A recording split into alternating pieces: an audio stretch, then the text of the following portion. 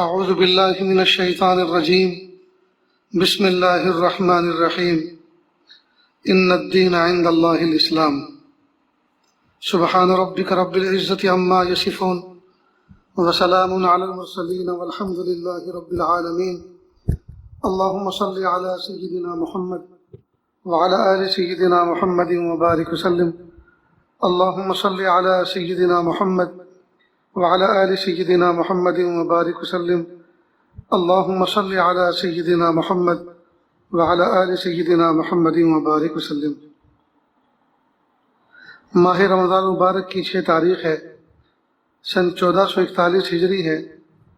ماہ اپریل کی 30 تاریخ ہے، سن 2020 عیسوی ہے۔ پورے ملک میں لاک ڈاؤن ہے اور کرونا وائرس کی وبا ہے۔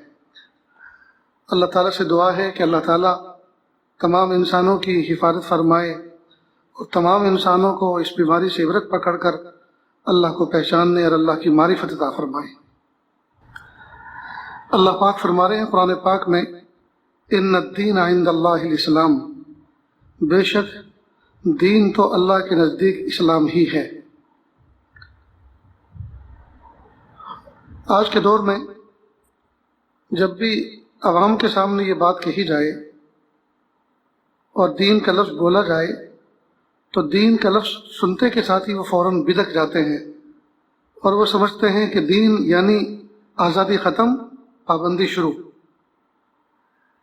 یہ جب یہ کہا جائے کہ بھائی دین پر آ جاؤ تو فوراً یہ سمجھتے ہیں کہ ہائے ہائے کیا مصیبت ہے۔ اس کا مطلب یہ کہ بس اب سر پہ ٹوپی پہنو، سفید سفید کپڑے پہنو اور تسبیح لے کر مسجد میں بیٹھو اور اب سب مزے ختم، سب آزادی ختم۔ اب نہ ہنس سکتے ہیں، نہ کچھ کھا پی سکتے ہیں، نہ موج مستی کر سکتے ہیں، سب ختم۔ اب یہ کتنا عجیب و غریب تصور ہمارے نفس نے دین کا ہمارے اندر بنا دیا ہے کہ دین کا مطلب یہ کہ آزادی ختم اور پریشانی شروع، اور دین کا مطلب یہ کہ مزے ختم اور تکلیفیں شروع۔ اللہ کرے آج کی اس مجلس میں ہم یہ بات سمجھ سکیں کہ دین اللہ پاک نے ہمارے لیے کیا عظیم الشان نعمت بنائی ہے، اور دین اور دنیا کوئی ایک دوسرے کے حریف نہیں ہے، بلکہ حقیقت یہ ہے کہ معصیت اور اللہ کی نافرمانی اللہ پاک نے اس سے انسانوں کو بچایا ہے۔ باقی دنیا میں اللہ پاک نے بھیجا ہی اپنی معرفت کے لیے، دنیا میں بھیجا ہی اللہ پاک نے دنیا کی نعمتیں استعمال کر کے اپنی پہچان کرانے کے لیے۔ دنیا میں جو بندہ، جو مومن آیا ہے، وہ اللہ رب العزت کی طرف سے وزٹ ویزا پر آیا ہے، دنیا میں آیا ہے گھومنے کے لیے، دنیا میں آیا ہے دنیا کو دیکھنے کے لیے۔ اور اللہ چاہتے یہ ہیں کہ میرے بندے اس دنیا میں رہ کر دنیا کی سیر کریں، سیروا فی الارض، دنیا میں گھومیں پھریں اور مجھے پہچانے کہ میں کون ہوں۔ جیسے کوئی آدمی گاؤں کے باہر کھیتوں کے درمیان بڑی سی زمین کو باؤنڈری وال سے اس کا احاطہ کرے اور بیچ میں ایک کنارے پر اس کے ایک شاندار بنگلہ ڈیزائن کروائے انجینئر سے، اور اس کو بلڈ کروائے۔ جب وہ تیار ہو جائے اس کے آگے پیچھے بہترین شاندار گارڈن بنائے، اس میں سوئمنگ پول بھی ہو، پھر اس کے اندر ایک کنارے پر چھوٹا سا خوبصورت سے زو بنائے جس میں دنیا جہان کے لو برڈس، محبت کے پرندے، پیارے پیارے خوبصورت خوبصورت پرندوں کا کلیکشن ہو۔ اس کے اندر اور چھوٹی چھوٹی مخلوق، ریبٹس ہیں، اسی طرح پرشین کیٹس ہیں، اور نہ جانے کیا کیا ایسے چھوٹے چھوٹے جانور ہوتے ہیں، ان کو لا کے رکھے اور پھر انٹیریئر بنائے، بہترین اس کو ڈیزائن کروائے، اور پھر دنیا جہان کا سامان اپنے کچن میں لا کے رکھے، پھر اپنے بیڈ روم کو آراستہ کرے، اور یہ سب کرنے کے بعد پھر اپنے دوست احباب کو انویٹیشن لیٹر پہنچائے اور دعوت نامہ پہنچائے کہ فلاں دن میرے بنگلے کا افتتاح ہے اور آپ کو آنا ضروری ہے۔ اب آپ متعینہ وقت پر، مقررہ تاریخ پر اس کے آنگن میں پہنچتے ہیں۔ اللہ کی شان، سارے نیئر ڈیئر وہاں جمع ہیں، بہترین گارڈن کے اندر شامیانہ لگا ہوا ہے، اس کے اندر بہترین پکوان تیار ہیں، سارے دوست احباب کھانا کھا رہے ہیں، آپ بھی فارغ ہو چکے۔ اب فارغ ہوتے کے ساتھ ہی ایک ایک آدمی اصل مالک کے پاس گیا اور عذر کر کے وہاں سے اس نے نکلنا شروع کیا۔ اس نے کہا دیکھو ابھی ابھی گھر سے کال آئی ہے کہ چھوٹا منا چارپائی سے گر گیا ہے اور ہونٹوں میں خون نکل رہا ہے، تو اس کو فوراً کسی ڈاکٹر کو دکھانا ہے کہ جائیے جائیے جلدی جائیے۔ پھر دوسرا آیا کہ ابھی ابھی کال آئی ہے پڑوس میں ڈیتھ ہو گئی، انتقال ہو گیا ہے، اور وہاں جا کر مجھے کچھ انتظام کرنا ہے کہ آپ بھی جائیے۔ غرض یہ کہ ایک ایک کر کے سب نکل گئے۔ اب آپ گھر کے مالک ہونے کی حیثیت سے بڑے افسوس کرنے لگے۔ آپ نے سوچا اوہو، میں نے تو یہ دعوت کی اس لیے تھی تاکہ سب میرے دوست احباب آئیں، اور اس کے بعد پھر میں کھانا کھلا کر ان کو پھر اپنا سوئمنگ پول کے پاس بٹھا کر ان کو آئس کریم کھلاؤں، اس کے بعد ان کو اپنا بیڈ روم دکھاؤں اور اپنا انتخاب بتلاؤں کہ دیکھو میں نے میٹرس کہاں سے منگوائے، صوفے کون سے ملک سے منگوائے، اور میرا فرنیچر کس طرح سے میں نے ڈیزائن کروایا، کس انجینئر سے کروایا۔ اس کے بعد پھر میں کچن میں لے جاؤں اور کچن دکھاؤں اور اپنی کروکری کی زیارت کراؤں اور پھر اپنا چولہا دکھلاؤں۔ غرض یہ کہ یہ ساری کی ساری چیزیں اس کے ذہن میں ایک پلان تھا۔ اس کے بعد آخر میں اپنے زو پہ لے جاؤں اور وہاں جا کر دنیا کے طرح طرح کے جو پرندے میں نے جمع کیے ہیں ان کو دکھاؤں، اس پر اپنے دوستوں کی واہ واہ لوٹوں اور ان کی داد وصول کروں۔ تو جس طرح سے ایک آدمی اپنے دوست احباب کو بلاتا اس لیے ہے تاکہ وہ میری ترتیب کو دیکھے، میرے انتظام کو دیکھے اور انتظام کو دیکھ کر جائیں اور داد دے کر جائیں، بس یوں سمجھیے کہ اللہ رب العزت نے اس دنیا کو بنایا، اللہ تعالیٰ نے اس دنیا کو نعمتوں سے سجایا، اس میں اللہ پاک نے عبرت کے نمونے بھی رکھے اور اللہ تعالیٰ کی معرفت کے نمونے بھی رکھے۔ اللہ پاک نے اس دنیا میں انسان کو بھیج کر اب اللہ تعالیٰ چاہتے یہ ہیں کہ میرے بندے میری طرف متوجہ ہوں، مجھے پہچانے، مجھے جانے میں کون ہوں۔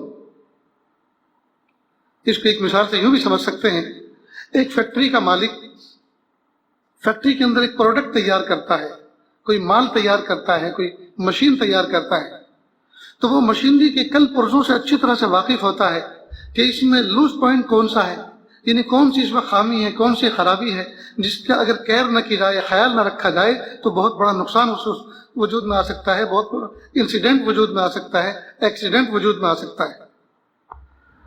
تو جس طرح سے دنیا کے اندر ایک کارخانے کا مالک اپنے پروڈکٹ کے بارے میں، اس کے نفع نقصان کے بارے میں، اچھائی برائی کے بارے میں اچھی طرح سے جانتا ہے اور وہ سامنے والے کو سمجھاتا ہے، ٹھیک بالکل اسی طرح کائنات کو اللہ پاک نے بنایا، یہ آٹومیٹک نہیں بنی، اس کا خالق، اس کا صانع، اس کے ڈیزائنر جی اللہ کی ذات موجود ہے۔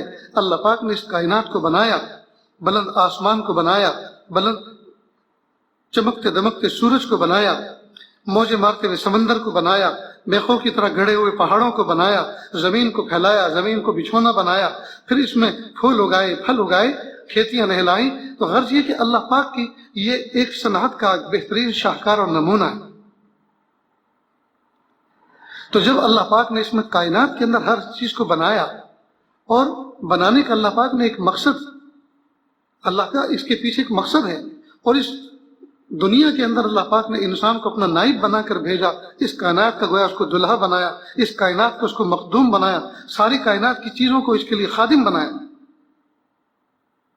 تو ظاہر ہے جب ہر چیز کا اللہ پاک کے یہاں مقصد ہے، ہر چیز کا ایک مقصد ہے، تو ظاہر ہے کہ انسان جو اس کائنات کا اشرف المخلوق ہے، اس کائنات کا مخدوم ہے، تو کیا اس کے پیدا کرنے کا اللہ کا کوئی مقصد نہیں ہوگا؟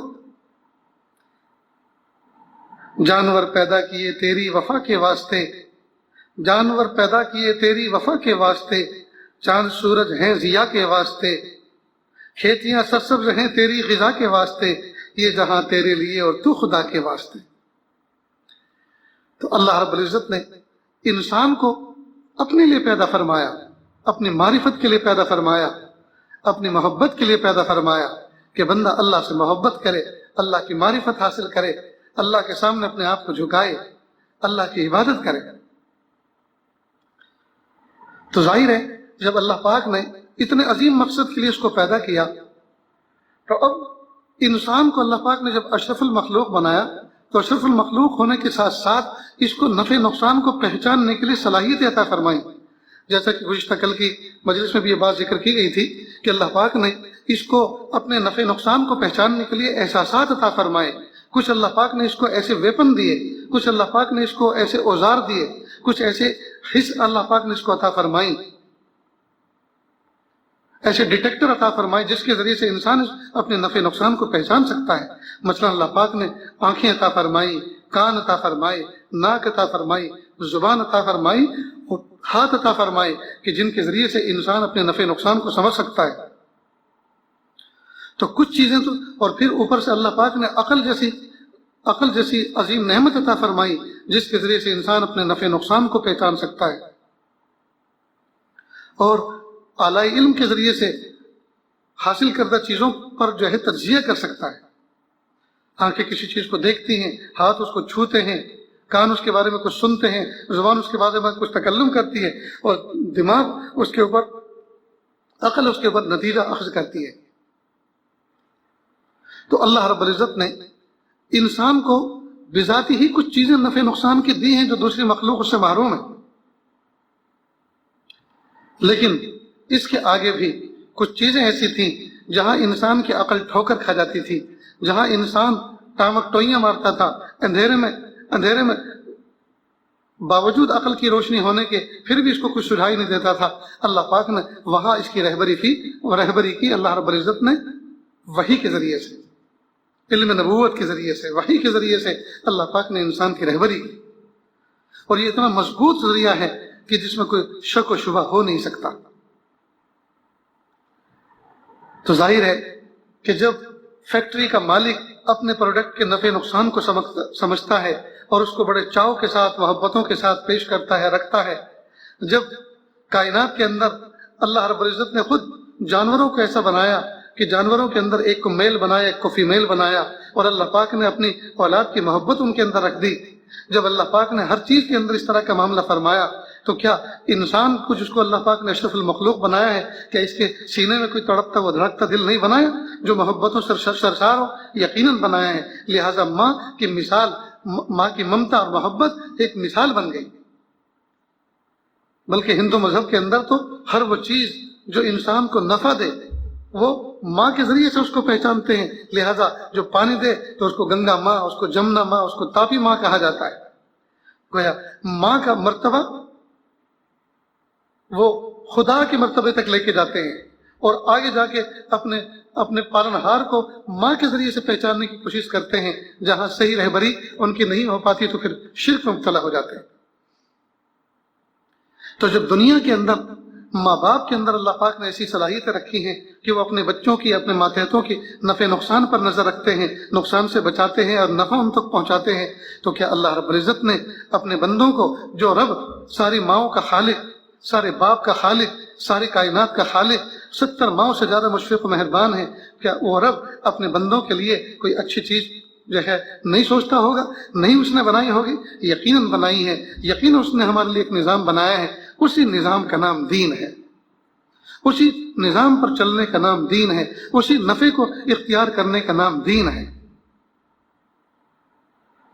تو اللہ رب العزت نے انسان کے لیے ایک ضابطہ بنایا، ایک قانون بنایا، اس قانون کا نام دین رکھا ہے. اس پر چل کر جائیں گے تو دنیا میں مزے اٹھائیں گے اور آخرت میں مزے، اور آخرت میں بھی کامیابی، دنیا میں بھی کامیابی اور آخرت میں بھی کامیابی. اور اس سے کے خلاف جائیں گے، اپنی عقل کے پیچھے چلیں گے، اپنے نفس اور مزے کے پیچھے چلیں گے، ظاہری جو ہے خوبصورتی کو دیکھیں گے، تو یاد رکھنا جس طرح سے معصوم سا بچہ، نادان سا بچہ دیکھتے ہوئے شعلے کو بھی ہاتھ میں اٹھا لیتا ہے نفع والا سمجھ کر، حالانکہ وہ چیز نفع کی نہیں تھی. تو آنکھوں نے جس کو نفع کی چیز بتایا، اس کی طبیعت نے جس کو نفع کی چیز بتایا، اس میں تو نقصان تھا. ٹھیک اسی طرح انسان دنیا میں آ کر بہت ساری چیزوں کو نفع کی چیز سمجھتا ہے، لیکن اللہ اس کی رہبری فرماتے ہیں جس کو تم نفع کی چیز سمجھ رہے ہو یہ نفع کی چیز نہیں ہے، یہ نقصان کی ہے. سمجھ لو، سمجھ جاؤ، ورنہ نقصان اٹھاؤ گے. بس اسی کا نام تو دین ہے. اللہ پاک نے انسانوں کو جو ہدایات عطا فرمائی ہیں ان ہدایات پہ عمل کرنا تو دین ہے. لیکن ہماری سوچ ہماری تھنک ایسی بن چکی ہے کہ جب دین کا نام آتا ہے تو ہم دین کو فوراً دنیا کے مقابلے میں کر کے دیکھتے ہیں اور فوراً یہ سمجھتے ہیں کہ دین جو ہے دنیا کا حریف ہے، دنیا کا دشمن ہے. کسی صاحب نسبت بزرگ نے دین کی تعریف یہ فرمائی، ما یمنعک عن الحق. دنیا کی تعریف یہ کی کہ دنیا کسے کہتے ہیں کہ ما یمنعک عن الحق فہو دنیا. جو چیز آپ کو یاد الہی سے غافل کر دے، جو اللہ سے دور کر دے، وہ دنیا ہے. تو اس کا کیا الٹا مطلب کیا نکلا؟ ہر وہ جائز کام جو یاد الہی سے آپ کو وابستہ کر دے، ذات حق سے آپ کو وابستہ کر دے، وہ دین ہے۔ تو دنیا نام ہے اللہ سے دور کرنے والی چیزوں کا، اور دین نام ہے اللہ کے قریب کرنے کا۔ اللہ پاک نے کب منع فرمایا کہ دنیا میں مزے مت لو؟ اللہ نے تو خود فرمایا کلو وشربو، کھاؤ پیو، مزے کرو، انجوائے کرو، لیکن ضائع مت کرو، ضائع مت کرو۔ اللہ نے کب منع کیا ہے کہ گھومو پھرو مت؟ اللہ نے تو خود فرمایا، دعوت دی کہ سیرو فی الارض، زمینوں میں گھومو۔ اور جب تک انسان سفر نہیں کرتا وہ پختہ کار نہیں بنا کرتا۔ جب تک انسان سفر نہیں کرتا تجربات اس کے پختہ نہیں ہوا کرتے۔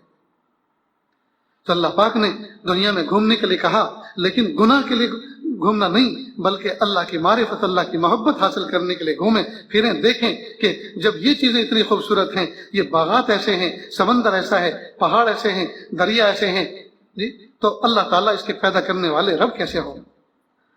حضرت پیر غلام حبیب نقشبندی رحمۃ اللہ علیہ پاکستان سے ایک مرتبہ امریکہ تشریف لے گئے، وہاں ان کے شاگرد حضرت پیر ذوالفقار صاحب نقشبندی رحمۃ برکاتہ موجود تھے۔ کہا کہ بچہ مجھے آپ زو لے کر چلو، تو چڑیا گھر لے کر گئے، اس کو دیکھا، پھر کہا اس حصے میں لے کر چلو جہاں شیر ہوتا ہے، تو شیر والے حصے میں لے کر گئے۔ حضرت عصا رکھتے تھے ہمیشہ،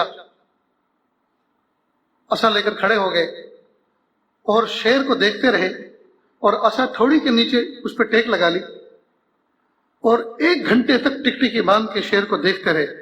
شیر گھومتا رہا، انجوائے کرتا رہا، دھاڑے مارتا رہا۔ اس کے بعد اس کی طرف سے نظر ہٹائی اور اپنے خدام کی طرف نظر ڈالی، اور آنکھوں میں آنسو تھے۔ فرمانے لگے کہ جب ہم شیر کے سامنے ایسے کھڑے نہیں ہو سکتے، یہ دھاڑتا ہے تو دل دہلتا ہے۔ جب شیر کے اندر اتنا رعب ہے تو خالق شیر کے سامنے قیامت کے دن ہم کیسے کھڑے ہو سکتے ہیں؟ وہ کتنا بارعب ہوگا۔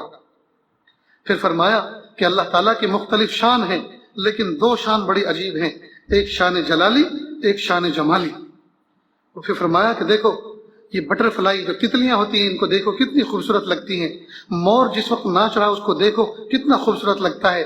چھوٹی چھوٹی پرندے دیکھو کتنے خوبصورت لگتے ہیں، مرغی کے چوزے دیکھو کتنے پیارے لگتے ہیں، خرگوش دیکھو کتنا پیارا لگتا ہے، بندر کے چھوٹے چھوٹے بچے اور ان کو کھیلتے کودتے دیکھو کیسے پیارے لگتے ہیں۔ تو یہ ساری کی ساری مخلوق ان کو دیکھتے ہیں تو اللہ تعالیٰ کی شان جمال مترشح ہوتی ہے کہ پیارے اللہ نے جب اتنی پیاری پیاری مخلوق پیدا فرمائی ہے، ان کو دیکھو تو دیکھتے ہی رہو ٹکٹکی باندھ کر۔ تو جب وہ اتنی خوبصورت ہیں تو ان کا پیدا کرنے والا رب کتنا خوبصورت ہوگا۔ اور ایک شان جلال ہے کہ شیر کے اندر شان جلال ٹپکتی ہے۔ سانپ کو دیکھو ڈر لگتا ہے، اژدہے کو دیکھو روح کانپتی ہے، بچھو کو دیکھو تو آدمی کانپ جاتا ہے۔ تو شیر کے اندر، سانپ کے اندر، بچھو کے اندر، مگرمچھ کے اندر، یہ جو جتنی زہریلی اور خطرناک چیزیں ہیں، ان کے اندر اللہ تعالیٰ کی شان جلال مترشح ہے کہ جب ان کے سامنے ہم کھڑے نہیں ہو سکتے تو یہ اتنی جلال والی ہیں، تو ان کو پیدا کرنے والا کیسا ذو الجلال ہوگا۔ تو اللہ پاک نے دنیا میں ہمیں بھیجا کہ ہم دنیا کی نعمتوں کو استعمال کریں، دنیا کی نفع کی چیزوں کو دیکھیں اور مزے لوٹیں، اور نقصان کی چیزوں کو دیکھ کر عبرت حاصل کریں، اور اللہ کو پہچانے کہ اللہ کون ہے۔ بس اسی معرفت اور اسی پہچان اور اس پہچاننے کا جو ضابطہ نظام بنایا، اسی کا نام تو دین ہے، اسی کا نام تو دین ہے۔ تو دین کوئی الگ سے کوئی چیز نہیں ہے، اور دین پر عمل کرنے کے لیے کوئی الگ سے عمر اور ایج کی ضرورت نہیں ہے، اور دین پر چلنے کے لیے اور دین پر عمل کرنے کے لیے کوئی دنیا سے اپنے آپ کو کہیں دریاؤں کے کنارے اور پہاڑوں اور غفاؤں کے اندر اور غاروں کے اندر اپنے آپ کو چھپانا نہیں ہے، اور یہ گھر بار چھوڑنا نہیں ہے، اور کھانے کے مزے چھوڑنے نہیں ہیں، اور پینے کا لطف چھوڑنا نہیں ہے، بیوی بچوں کو چھوڑنا نہیں ہے، کاروبار کو چھوڑنا نہیں ہے۔ یاد رکھیں اللہ کی محبت اور معرفت کا راستہ دریاؤں، پہاڑوں، غاروں اور ویرانوں سے نہیں گزرتا، بلکہ انہی بستیوں، انہی شہروں، انہی کوچوں، گلی کوچوں اور محلوں اور انہی گھر کے آنگن سے ہو کے گزرتا ہے۔ تو ہم نے جو یہ تصور قائم کر رکھا ہے کہ دین الگ چیز ہے، دنیا الگ چیز ہے، نہیں دوستو، ایک موٹی سی بات کو سمجھ لو، پوری اللہ تعالیٰ کی فرما برداری کرنا، ٹوٹلی زندگی میں اللہ تعالیٰ کی فرما برداری کو اپلائی کرنا، اور اس بات کو سوچ کے زندگی گزارنا کہ مجھے اللہ کی نافرمانی نہیں کرنی، مجھے اللہ کا قصور نہیں کرنا، بس اس عہد وفا کا نام ہی تو دین ہے۔ اور اس وفاداری کو کون آدمی برا سمجھتا ہے؟ اور کون آدمی اس کو پریشان کن سمجھتا ہے؟ ہر آدمی اپنی فیکٹری کے اندر ایک ضابطہ ایک قانون بناتا ہے، اس قانون کے مطابق آپ کو فیکٹری میں حاضری دینی ہے، اور اس طرح سے گیٹ آؤٹ ہونا ہے، اس طرح سے گیٹ ان ہونا ہے، اور یہ کام کرنے ہیں۔ جو آدمی اس پابندی پر چلتا ہے وہ انعام پاتا ہے، تمغے پاتا ہے، شاباشی پاتا ہے، اور اس کو میڈل دیے جاتے ہیں۔ ہر آدمی اس کو اچھا سمجھتا ہے، اور جو اسی اچھے آدمی کے سامنے جو اس کے خلاف کرتا ہے تو یہ آدمی بھی اس کو برا سمجھتا ہے۔ تو قانون پہ عمل کرنا، قانون کا پالن کرنا، اس کو کون برا سمجھتا ہے؟ اس کو ہر آدمی سمجھتا ہے۔ تو اللہ پاک نے جو انسان کی خوبیوں کے لیے اور بھلائیوں کے لیے اور اچھائیوں کے لیے جو ضابطے اور قانون بنائے ہیں، اگر اس کو ہم فالو کریں تو یہ کون سی بری بات ہے اور یہ کون سی مصیبت کی چیز ہے جس کو ہم نے مصیبت سمجھ رکھا ہے۔ سیدنا موسیٰ علیہ السلام ایک مرتبہ جنگل میں تھے، ہاتھ میں عصا تھا، بکریاں چرا رہے تھے۔ اللہ پاک نے پوچھا وَمَا تِلْكَ بِيَمِينِكَ يَا موسیٰ، اے موسیٰ آپ کے دائیں ہاتھ میں کیا ہے؟ قال هِيَ عَصَايَ، اے پیارے رب، پیارے اللہ، یہ تو میری لاٹھی ہے۔ اللہ پوچھنے والے اور موسیٰ علیہ السلام جواب دینے والے۔ پوچھنے والا کوئی معصوم اور نادان کوئی بچہ نہیں ہے کہ جو ابو سے پوچھ رہا ہے کہ ابو یہ کیا چیز ہے، بلکہ پوچھنے والے رب کریم ہیں جو موسیٰ علیہ السلام کے بھی خالق ہیں اور اس عصا کے بھی خالق ہیں۔ موسیٰ کو بھی جانتے ہیں اور اس عصے کو بھی جانتے ہیں کہ کون سے درخت کی شاخ سے کاٹا گیا ہے۔ تو اللہ نے پوچھا پھر بھی کہ دیکھیں موسیٰ کیا جواب دیتے ہیں کہ موسیٰ یہ کیا ہے آپ کے دائیں ہاتھ میں؟ کہ اللہ یہ میرا عصا ہے۔ بات ختم ہو گئی تھی، لیکن حضرت موسیٰ علیہ السلام نے بات یہاں ختم نہیں کی، بلکہ عصا کے بارے میں کچھ فوائد بیان فرمائے اور عصا کے فائدے پر ایک چھوٹی سی تقریر کر ڈالی اللہ کے سامنے۔ قال هِيَ عَصَايَ، پیارے اللہ یہ تو میری لاٹھی ہے، أَتَوَكَّأُ عَلَيْهَا، اس پر میں ٹیک لگاتا ہوں اور اس کے ذریعے سے میں بکریوں کو چارہ جھاڑ کر کھلاتا ہوں، درختوں پہ اس کو مارتا ہوں تو پتے گرتے ہیں تو چارہ جھاڑ کر بکریوں کو کھلاتا ہوں۔ وَلِيَ فِيهَا مَآرِبُ أُخْرَىٰ، اور یہ بڑے کام کی چیز ہے اور بھی اس سے میرے بہت سارے مفادات وابستہ ہیں۔ اللہ پاک نے فرمایا اچھا یہ اتنے کام کی چیز ہے تو القیہا یا موسیٰ، کہ میرے پیارے موسیٰ ذرا اس کو چھوڑو ہاتھ سے، تو اس کو چھوڑو۔ اب حضرت موسیٰ علیہ السلام نے اس کو چھوڑ دیا۔ اب یہاں حضرت موسیٰ علیہ السلام پوچھ بھی سکتے تھے کہ پیارے اللہ کیا بات ہے، آپ نے پوچھا آپ کے ہاتھ میں کیا ہے، میں نے بتایا عصا ہے، اور عصا کتنا کام کا ہے وہ بھی بتا دیا، اب آپ اس کو کیوں چھڑوا رہے ہیں میرے سے؟ تو حضرت موسیٰ علیہ السلام نے حجت نہیں کی۔ معلوم ہوا کوئی بڑا اپنے چھوٹے کو کوئی کام کا حکم دے سنجیدگی کے ساتھ تو بندے کو حجت نہیں کرنی چاہیے، فوراً اس پر عمل کر لینا چاہیے۔ چنانچہ حضرت موسیٰ علیہ السلام نے فوراً چھوڑ دیا۔ جیسے چھوڑا فَإِذَا هِيَ حَيَّةٌ تَسْعَىٰ، وہ تو اژدہا بن گیا، وہ تو پائتھن بن گیا۔ حضرت موسیٰ علیہ السلام ڈرے۔ اللہ پاک نے فرمایا لا تخف، اے موسیٰ ڈرو نہیں، اس کو پکڑ لو۔ اب حضرت موسیٰ علیہ السلام نے سوچا اوہو، پہلے تو کہا ہاتھ میں کیا ہے تو میں نے بتایا کہ یہ ہے، کہا چھوڑ دو تو چھوڑ دیا، اور اس کو پھر آپ نے سانپ بنا دیا، اور اب کہہ رہے پکڑ لو۔ تو کیا آج میں اللہ تعالیٰ کو میں ہی ملا ہوں یہ سب گیم اور تماشا کرنے کے لیے؟ کوئی اور ملا ہی نہیں کوئی آج۔ یہ انسانوں کی زبان میں، آج کل کی زبان میں اس طرح سے یہ تعبیر کر سکتے کوئی ملا ہی نہیں۔ جب اللہ پاک نے فرمایا اے موسیٰ پکڑ لو، اب یہاں ایک بات اور سمجھو، حضرت موسیٰ علیہ السلام بشر تھے، انسان تھے۔ جب اس سانپ کو دیکھا تو ڈر گئے، اور ڈرے کیوں؟ کیونکہ عقل سے اس بات کو سمجھا کہ سانپ آنکھوں نے دیکھا، اور عقل نے اس بات کو کہا کہ دیکھو سانپ نقصان دینے والی چیز ہے، اس سے بچو، ڈرو۔ چنانچہ حضرت موسیٰ علیہ السلام گھبرا گئے۔ تو اللہ پاک نے تسلی کے لیے فرمایا لا تخف، ڈرو نہیں۔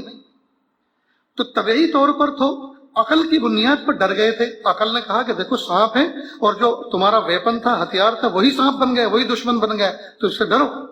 تو ڈر گئے، تو بشری طور پر تو ڈر گئے، لیکن اللہ تعالیٰ اوپر سے فرما رہے ہیں، اللہ کی خبر ہی آ رہی ہے کہ اس کو پکڑ لو، ہم اس کو اصل حالت میں لوٹا دیں گے۔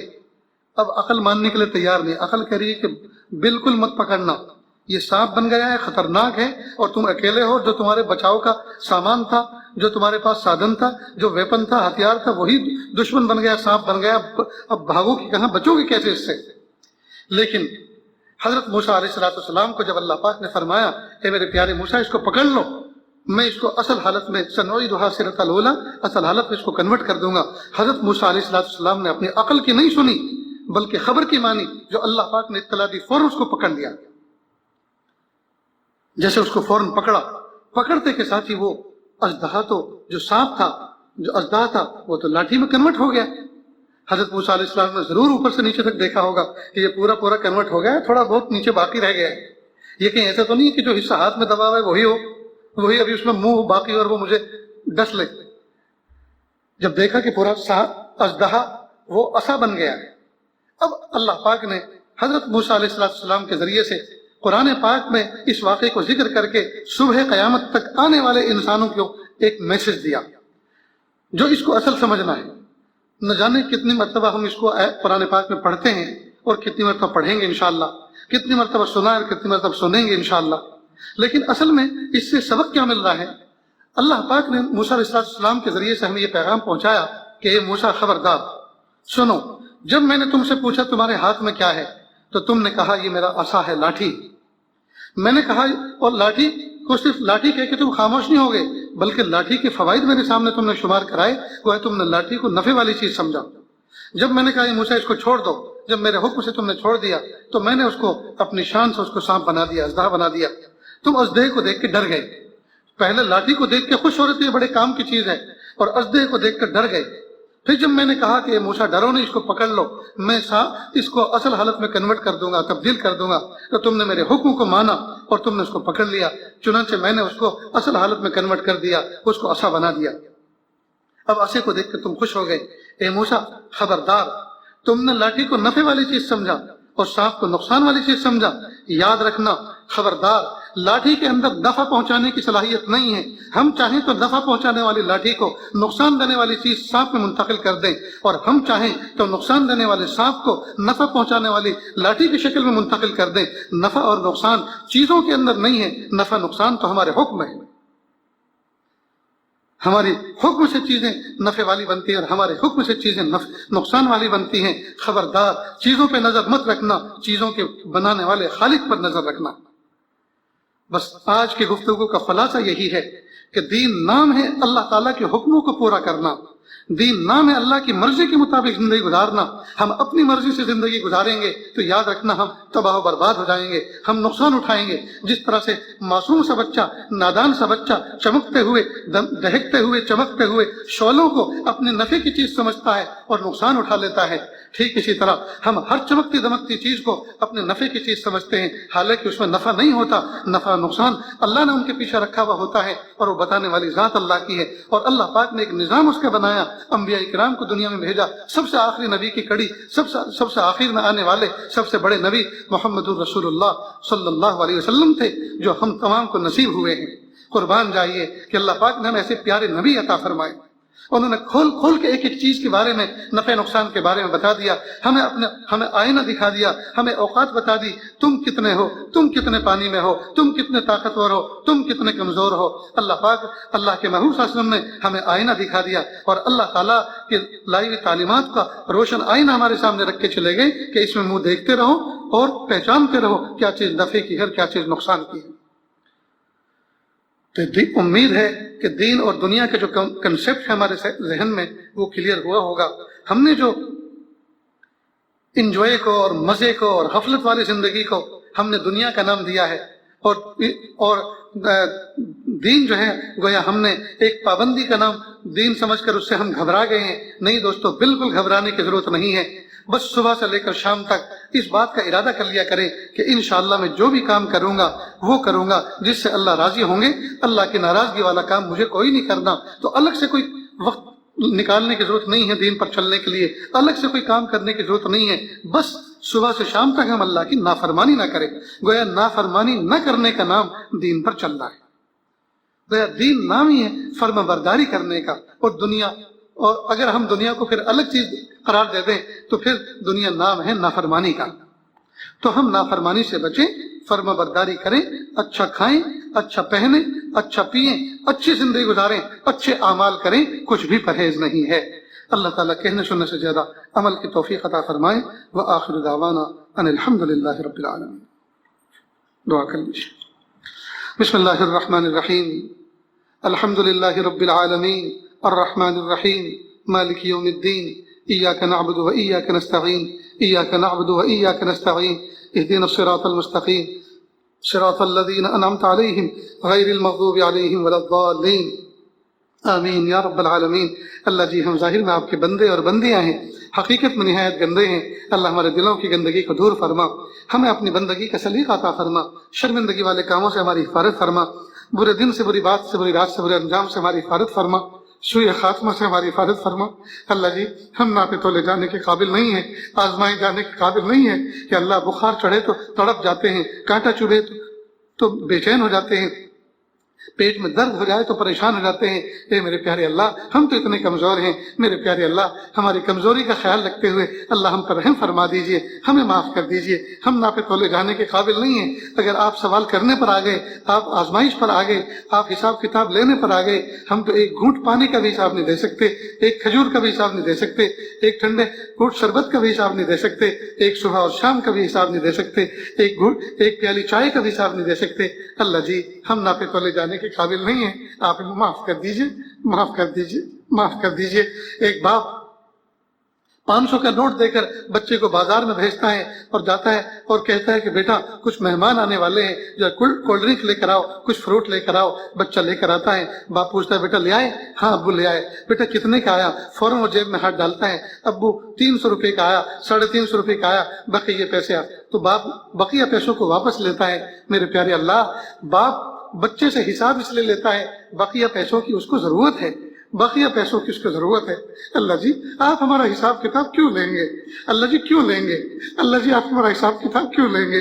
اللہ ہم آپ کو حساب کتاب نہیں دے سکتے. اللہ ہم اپنا حساب کتاب نہیں دے سکتے, ہم نہیں دے سکتے. اللہ جی ہم حساب کتاب نہیں دے سکتے, آپ ہمیں معاف کر دیجیے, ہم معاف کر دیجیے, معاف کر دیجیے. اللہ بس ہمیں معاف کر دیجیے, ہمیں معاف کر دیجیے. نعمتوں میں رکھیے اور شکر کی توفیق عطا فرمائیے اور زحمتوں سے ہماری حفاظت فرمائیے.